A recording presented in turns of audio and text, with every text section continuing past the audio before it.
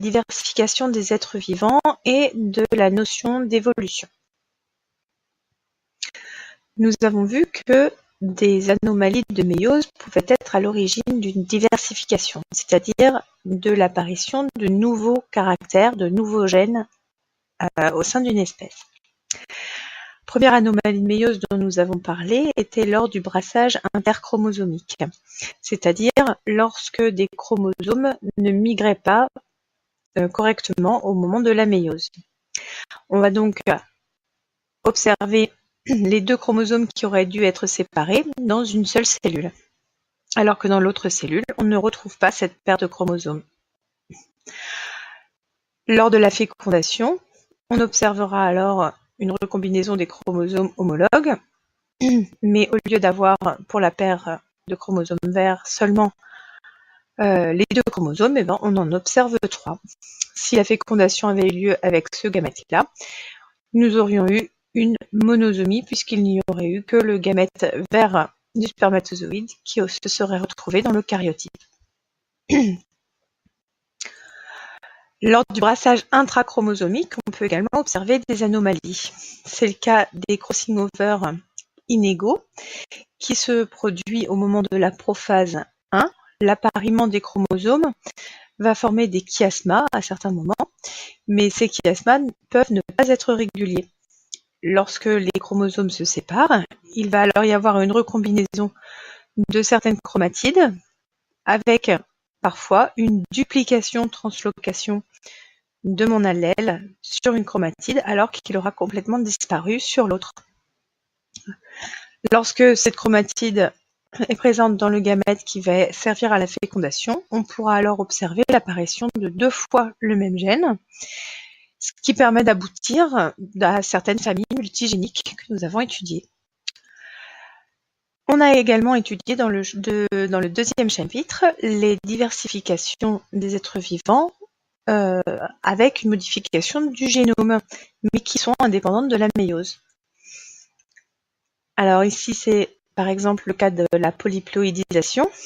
On avait étudié tout d'abord une hybridation, 2 espèces possédant des caractères génétiques différents, puisqu'ici son karyotype est 2n égale 6, alors que celui de l'espèce A est de 2n égale 4. Formation des gamètes avec le principe de la méiose. Et lorsque on a réunion des gamètes au moment de la fécondation, on va alors obtenir un karyotype, non pas 2n, mais n égale 5. Les chromosomes ne peuvent pas s'apparier puisqu'ils ne sont pas homologues, ainsi la méiose ne peut pas avoir lieu et la reproduction sexuée est impossible. Les cellules germinales peuvent quand même tenter de se diviser, soit en faisant la méiose, soit en faisant des mitoses. Et certaines mitoses ou méioses peuvent être anormales et provoquer un doublement de l'intégralité des chromosomes. Dans ce cas-là, chaque chromosome retrouvant un double avec les mêmes gènes, ils vont pouvoir à nouveau s'apparier en homologue, comme on le voit ici. Et donc, la méiose redevient possible également. Ainsi, la nouvelle espèce qui a acquis les chromosomes de l'espèce parentale A et de l'espèce parentale B va devenir une nouvelle espèce avec 2n égale 10 chromosomes. La diversification peut également se faire par l'ajout de matériel génétique lors d'un transfert horizontal. C'est le cas par exemple des virus qui intègrent de l'ADN dans les cellules hôtes. Cet ADN viral va pouvoir s'intégrer dans le génome, on parle alors d'un provirus. Lorsque ce provirus se trouve dans des cellules germinales et que cette cellule germinale va former le gamète qui permet la fécondation, la descendance possédera alors dans ces cellules le provirus dès la naissance. On parle alors de provirus endogène. Les mutations permettent également une grande diversification du vivant. Une mutation est un échange de nucléotides dans une séquence d'un gène ou un ajout de nucléotides ou une suppression de nucléotides. Dans le cas d'une mutation pour des gènes du développement, on observe des transformations morphologiques assez importantes. Parfois, ça n'est pas le gène du développement même qui est muté, ce sont des gènes régulateurs qui vont permettre d'augmenter l'intensité d'expression ou d'augmenter la durée d'expression. Ainsi, si mon gène du développement a une modification dans l'intensité ou dans la chronologie de son expression, on observe également de grandes variations dans la morphologie, comme ici l'exemple du poulet que nous avions étudié. Un autre exemple de diversification, mais cette fois sans modification génétique, c'est l'association de deux êtres vivants lors de la symbiose. Cette association est à bénéfice réciproque et surtout, même si chaque individu va tirer un avantage de cette association, ils vont également créer de nouvelles caractéristiques. Dans ce cas ici, ils vont pouvoir se nourrir beaucoup plus puisque le rayonnement des filaments de champignons vont permettre de nourrir les végétaux. Et les végétaux, grâce à la photosynthèse, permettront de nourrir les champignons également. La fixation de l'azote va être accentuée grâce à cette association. Nous l'avions également étudié avec les nodosités.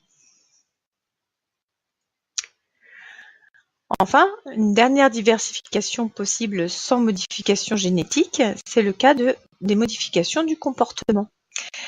Lorsque certaines espèces modifient leur comportement, cela peut avoir des conséquences sur leur morphologie, sur leur déplacement. Et ici, dans le cas de notre oiseau, où ils vont apprendre des chants différents en fonction de leur milieu et des bruits qui les environnent, on va donc avoir des chants qui vont être différents. Si les chants diffèrent trop, lorsque les deux populations qui étaient dans deux secteurs différents se retrouvent, ils ne peuvent plus communiquer.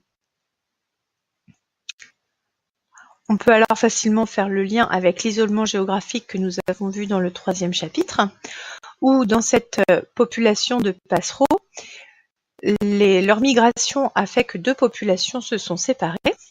Ils ont donc évolué chacun de leur côté sur plusieurs milliers d'années.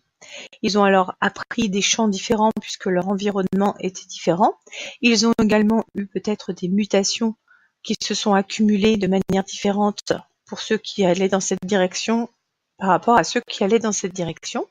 Ils ont vu alors leur pelage se modifier, leur comportement se modifier et un certain nombre de modifications génétiques.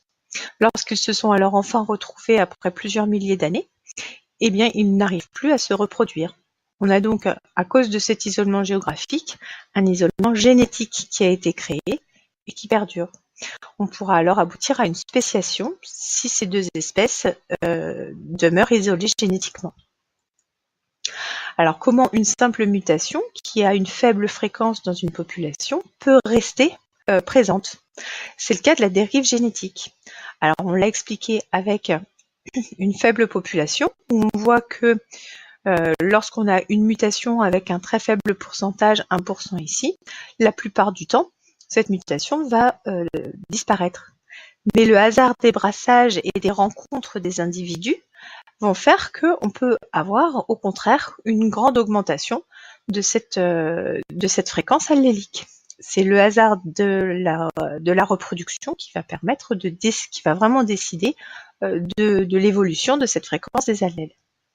On remarque que lorsqu'on a une grande population, par contre, le hasard étant beaucoup plus présent, on va alors avoir un maintien de certains allèles qui sont à une fréquence très faible dans la population. Et ils vont se maintenir sur plusieurs générations de manière très stable. Donc la dérive génétique, ce hasard, peut être perturbé par des facteurs du milieu. C'est la sélection naturelle. Lorsque certaines espèces possèdent des allèles qui leur sont bénéfiques, ils vont alors être avantagés d'un point de vue reproducteur. On parle d'avantages reproductifs et ils vont donc pouvoir davantage transmettre leurs allèles à la descendance.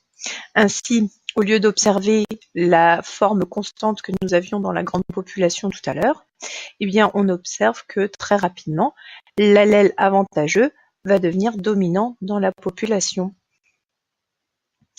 Ainsi, en fonction des facteurs du milieu, l'allèle qui est avantageux à un moment donné peut très bien devenir désavantageux si l'environnement est modifié.